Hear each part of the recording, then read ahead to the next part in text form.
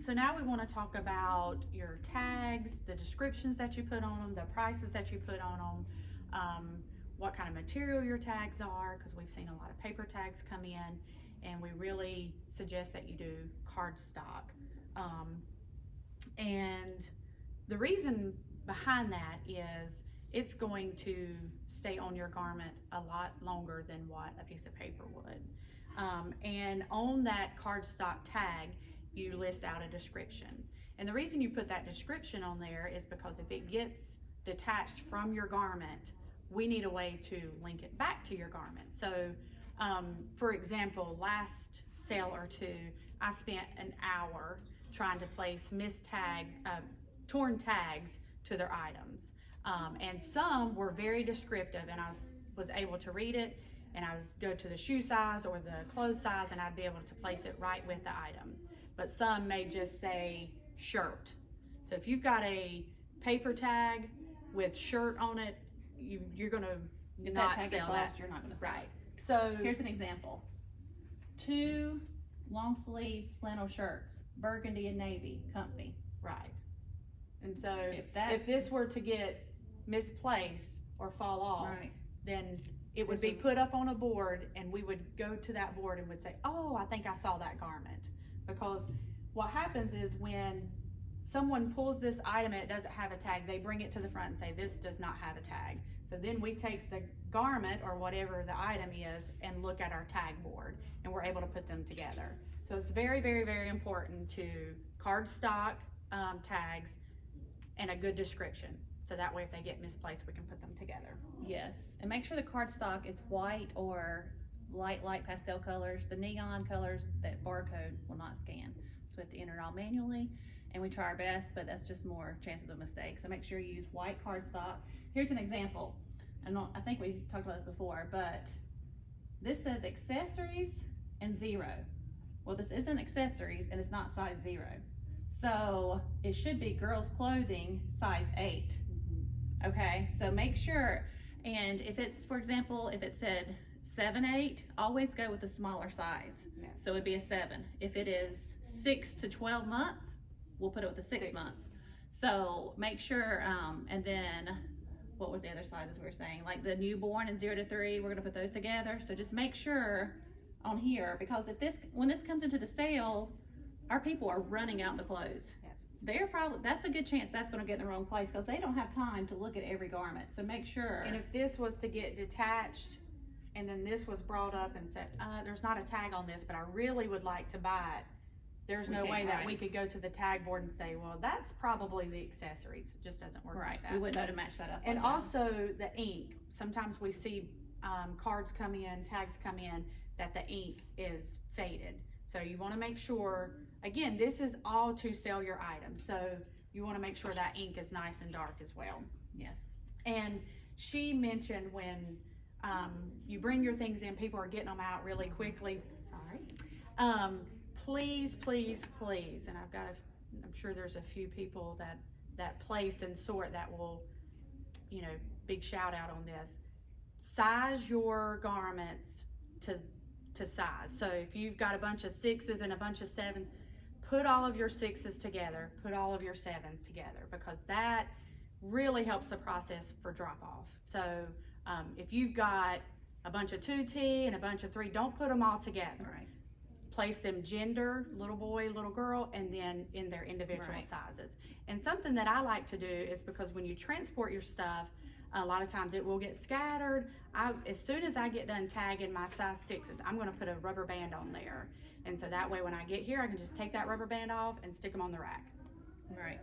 Now, and we are also tagging guns. If you want to start using tagging guns, especially if you're going to tag lots of clothing items, this does really help.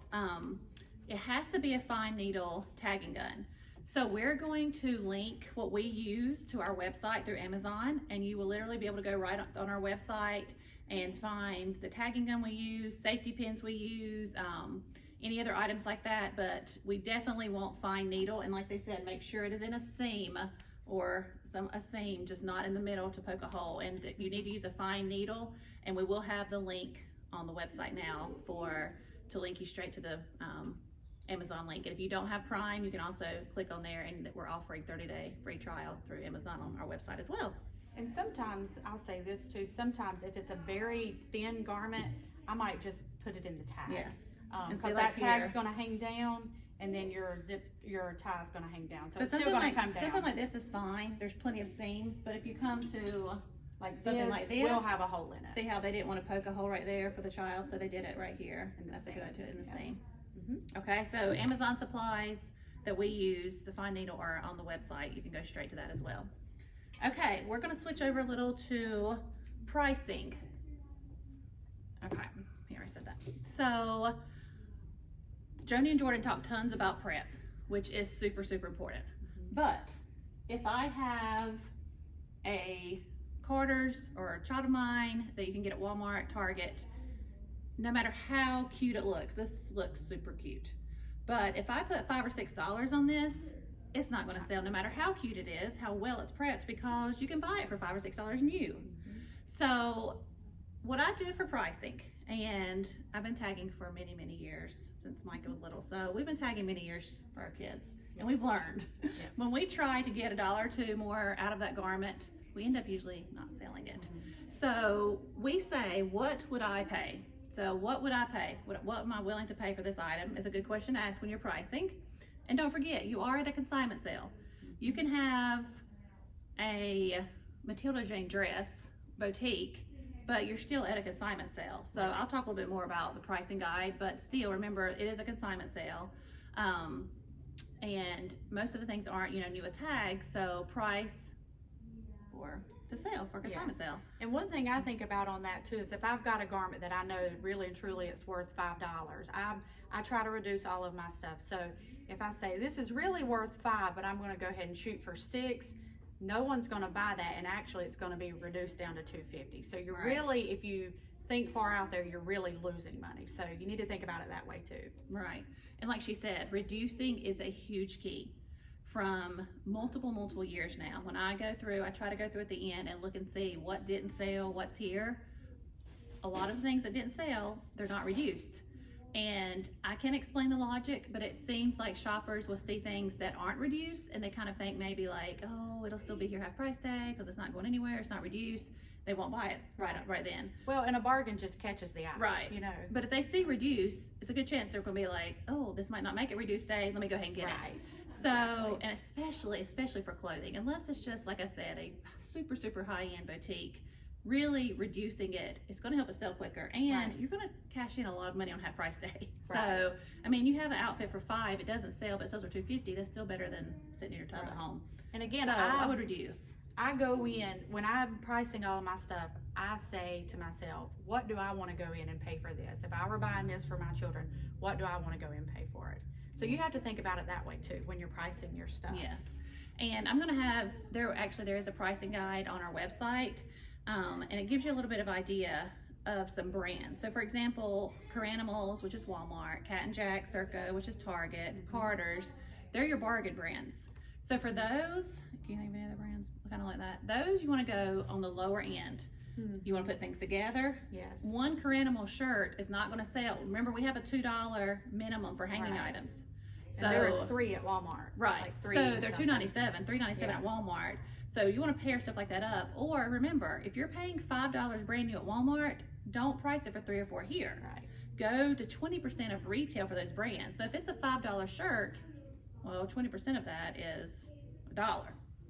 You can't have that on the rack. We only do $2 and above. So really pair things together for those low brands.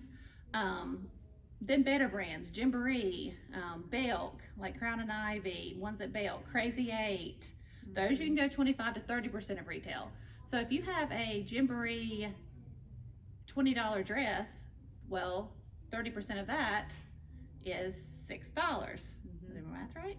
Yes. So, and I usually go around, usually for a Gymboree, Crazy 8, Belk dress, I do $5 or $6. Yeah. I rarely go above $6 for anything, unless it is a boutique, like Maggie Little Girl's boutique outfit or something. Higher end, Gap, Polo Ralph Lauren, boutique, you can go a lot higher. That being said, it still has to be in good condition. You could have a Matilda Jane dress, but if it looks like it's been through 8 consignment sales, that thing ain't going for $18. Right. So condition is still very, very big. For boutique brands, you can go 40 to 50% of retail. If it's a $60 Matilda Jane dress, you could try 20, 25. If it's in great condition, we sell $20 Matilda Jane day in and day out. So just on our website, there's a link, a chart to help you as well on our site. And new with tags, obviously, even if it's new with tags, but it's Target or something, you can go a little bit higher for ones like that. Pricing is everything. Reduce, reduce, reduce. And what else? Just don't price to make the most of your, like, don't price to go a little bit higher. Go anything going a little lower end, and at least it will sell. Right. So I think that's it for pricing. Any other ideas?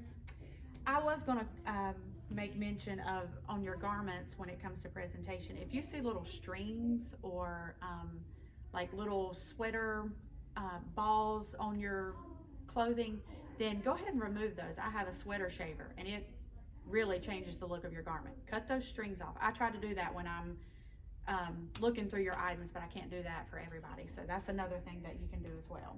Yes, so here's an example. Jeans with adjustable waist, $3 reduced. These were just tagged. I just tagged these to get ready for the fall winter sale. So, and these were Walmart. So these are probably only gonna be $8 or $9 new. So we went 20, 30%, and they're reduced. So here's a pair of jeans, $3 reduced. Same thing. So for outfits, especially the infant, they did $2 for the outfit. Okay, so just remember, price to sale, what you would buy for it. And when you do presentation and price, and those two, you will be one of the top sellers, because it will just sell. That's what the people will buy. I know I'm shopping for a deal, not overpriced. So yes.